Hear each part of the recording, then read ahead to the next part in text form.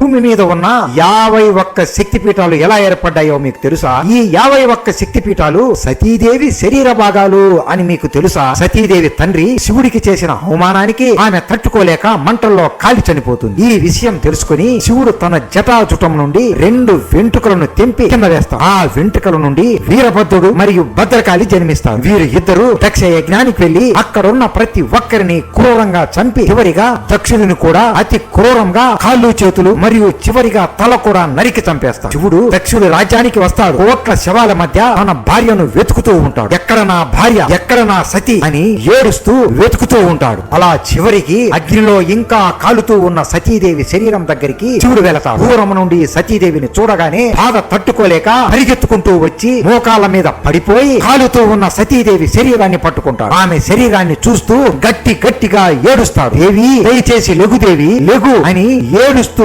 బ్రతిమాలుకుంటాడు. నాకు ఏమైనా అయితే ఏడుస్తావా అని అడిగావు కదా, ఒకసారి లేచి నా బాధని చూడు అని ఏడుస్తాడు. చూడు తలుచుకుంటే అప్పుడే సతీదేవికి మళ్ళీ ప్రాణం పోయగలడు. అని సతీదేవికి ఈ శరీరంలో ఉండడం నచ్చదు. అందుకే ఆమె కోరికను గౌరవించి ఆమెను మళ్ళీ బ్రతికించాడు. శివుడు మెల్లగా సతీదేవిని ఆయన 2 చేతులతో పట్టుకుని లెగుస్తాడు. ఏడుస్తూ మెల్లగా నడుచుకుంటూ దక్షుడి రాజ్యం నుండి బయటికి వస్తాడు. శివుడు నడవడం ఆపకుండా ఏడుస్తూ నడుస్తూనే ఉంటాడు. అలా శివుడు ప్రపంచం మొత్తం ఎన్నో సార్లు సతీదేవి శరీరాన్ని మోస్తూ బాధతో ప్రపంచమంతా తిరుగుతూనే ఉంటాడు. శివుడు బాధతో పరిగెత్తడం మొదలు పెడతాడు. ఆయన గట్టిగా పరిగెత్తుతూ ఉంటే భూమి మొత్తం దద్దరిల్లిపోతూ ఉంటుంది. ఇదంతా విష్ణువు గమనిస్తూ ఉంటాడు. విష్ణువుకి శివుడి బాధ అర్థమవుతుంది. కానీ శివుడు ఇలా పరిగెత్తుతూ ఉంటే భూమి మొత్తం నాశనం అయిపోతుంది అని బాధతో విష్ణువు సుదర్శన చక్రాన్ని వదులుతాడు. ఆ సుదర్శన చక్రం నేరుగా వచ్చి శివుడి చేతుల్లో ఉన్న సతీదేవి శరీరం మీద పడుతుంది. ఆ సుదర్శన చక్రం సతీదేవి మీద పడగానే